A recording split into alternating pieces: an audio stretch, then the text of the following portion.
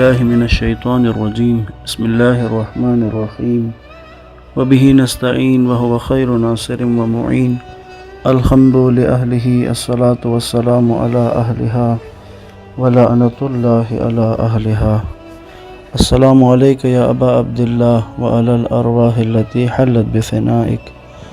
عليك مني سلام الله أبدا ما بقيت وبقي الليل والنهار ولا جعله الله آخر العهد مني لزيارتكم السلام على الحسين وعلى علي بن الحسين وعلى أولاد الحسين وعلى أصحاب الحسين الذين بذلوا مهجهم دون الحسين عليه السلام السلام علیکم ورحمۃ اللہ وبرکاتہ۔ واقعہ کربلا سیریز کی 18ویں قسط انشاءاللہ امام حسین علیہ السلام اور آپ کے اس قافلے کے سفر کو ہم بیان کر رہے تھے مکہ سے لے کر کربلا تک، اور ہم 18 مقامات تک پہنچے تھے کہ جس میں حر سے ملاقات کا مقام پچھلے لیکچر میں بیان ہوا، اور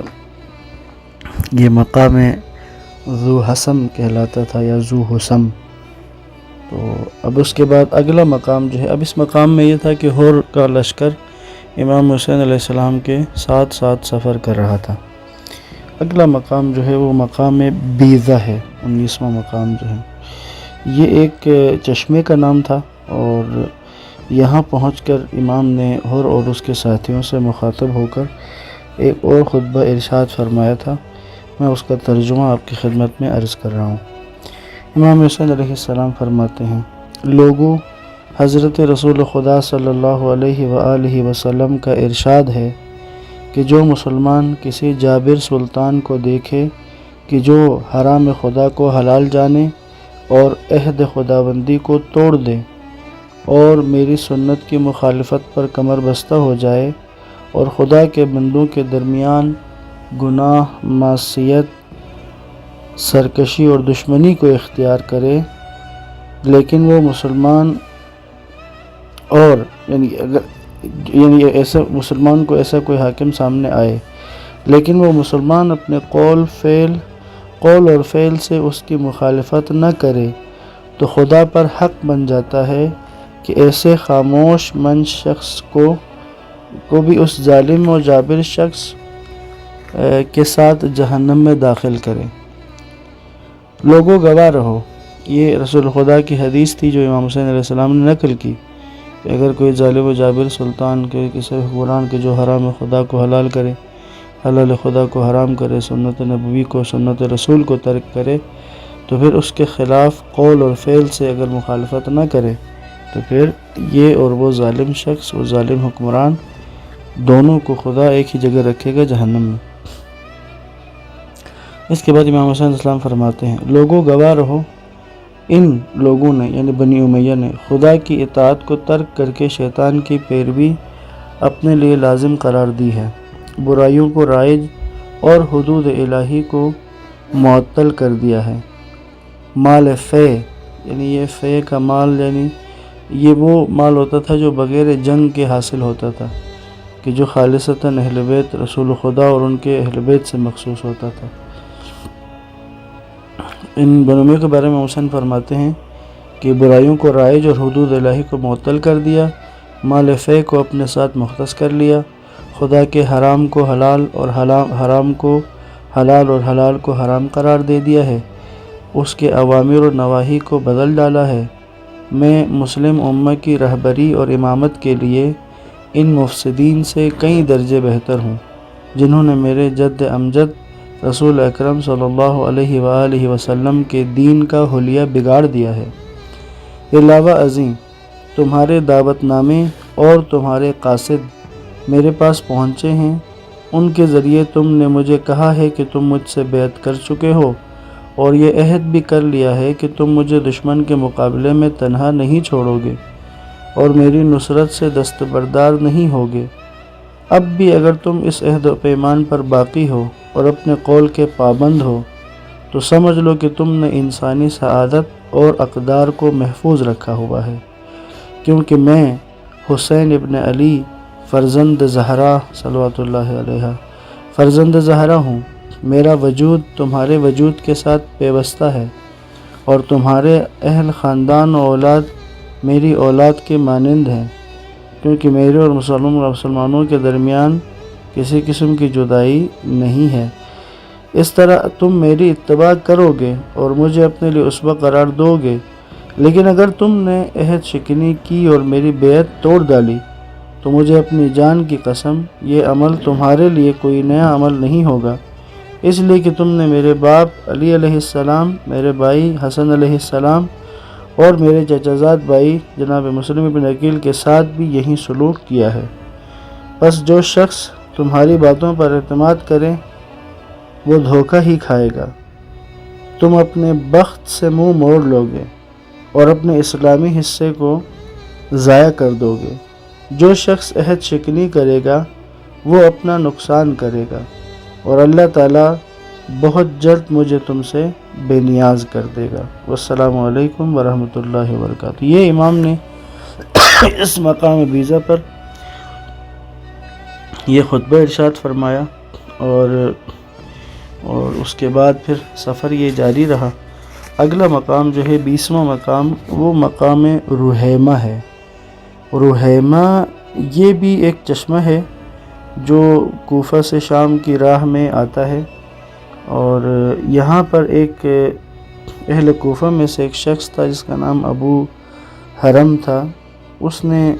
یہاں امام حسین علیہ السلام کو دیکھا تو امام کے پاس آیا اور امام سے بات کی۔ یہاں پر بھی امام کا ایک جملہ موجود ہے اس مقام پر، وہ بھی عرض کیے دیتا ہوں۔ یہ ابو حرم جو ہے یہ آیا امام کے پاس اور آ کر کہتا ہے سلام کے بعد، کہتا ہے فرزند رسول، کس چیز نے آپ کو آپ کے نانا رسول خدا صلی اللہ علیہ وآلہ وسلم کے حرم میں رہنے نہیں دیا، یعنی آپ کو مدینے سے کس چیز نے ہجرت پر مجبور کیا؟ امام علیہ السلام نے جواب دیا، اے ابو حرم، بنی امیہ نے میری حرمت کو پامال کیا، میں نے صبر کیا، میرے مال کو قبضے میں لے لیا تو میں نے تحمل کا مظاہرہ کیا، اب وہ میرے خون کے در پہ ہو چکے ہیں، اسی وجہ سے میں نے امن خداوندی کے حرم کو بھی خیرباد کہہ دیا ہے۔ خدا کی قسم یہ لوگ مجھے قتل کر کے ہی رہیں گے، اور جب وہ ایسا اقدام کریں گے تو خداوند عالم ان کے اجسام کو لباس مذلت سے ڈھانپ دے گا،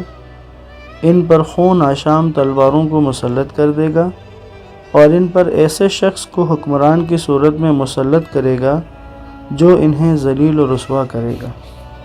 یہاں اس مقام پر صرف اسی شخص سے ملاقات اور یہ قول امام کا موجود تھا۔ اس کے بعد اگلا مقام عزیب الحجانات یا عزیب الحجانات، یہ علاقہ جو ہے یہاں ایک وادی ہے کہ جس میں امام حسین علیہ السلام یہاں پر آئے۔ یہ وادی بنی تمیم کی طرف منسوب ہے اور مشہور مقام ہے قادسیہ کا نام اگر آپ لوگوں نے سنا ہو۔ قادسیہ یہ وہی مقام ہے جہاں پہ ایران اور مسلمانوں کا لشکر دوسری خلافت کے دور میں آپس میں جہاں پہ ٹکرائے تھے، قادسیہ کے مقام پہ۔ تو یہ قادسیہ کا مقام تھا کہ قادسیہ کے مقام سے کچھ فاصلے پر، جو میں نے کتاب میں پڑھا ہے اس میں 6 میل کا فاصلہ بنتا ہے قادسیہ تک اس کا، یہ جو عزیب الحجانات ہے۔ یہ مقام بنی تمیم کی طرف منسوب تھا۔ امام حسین علیہ السلام یہاں پر پہنچے تو بعض روایات کے مطابق یہ 28 ذی الحجہ کی تاریخ تھی جب اس مقام پر یہاں امام آئے۔ تو یہاں پر امام حسین علیہ السلام سے کچھ لوگ آ کر مل گئے، جن میں شہدائے کربلا میں سے بھی ہیں، اور ایک شخص جو ہے ان کا بھی بڑا مشہور واقعہ میں عرض کرتا ہوں۔ یہاں پر جناب نافع بن ہلال، مجمع بن عبداللہ، عمر بن خالد اور ترماح بن عدی، یہ 4 لوگ تھے کہ جو امام حسین علیہ السلام کے ساتھ اس مقام پر آ کر ملے۔ ان کا جو رہنما تھا وہ ترماح بن عدی تھا۔ جب یہ لوگ امام حسین علیہ السلام کی خدمت میں حاضر ہوئے تو حر نے یہ کہا کہ چونکہ ان لوگوں کا تعلق کوفہ سے ہے تو میں انہیں گرفتار کر کے ابھی کوفہ بھیجتا ہوں۔ امام علی مقام علیہ السلام نے فرمایا کہ ان لوگوں کا امام نے کہا کہ میں تمہیں اس طرح کی اجازت نہیں دوں گا، اور فرمایا کہ جس طرح میں اپنے آپ کو تمہاری اذیتوں سے بچاؤں گا اس طرح ان کی بھی حفاظت کروں گا، اس لیے کہ یہ میرے اسی طرح یار و مددگار ہیں جس طرح میرے ساتھ مدینے سے آنے والے دوسرے دوست ہیں۔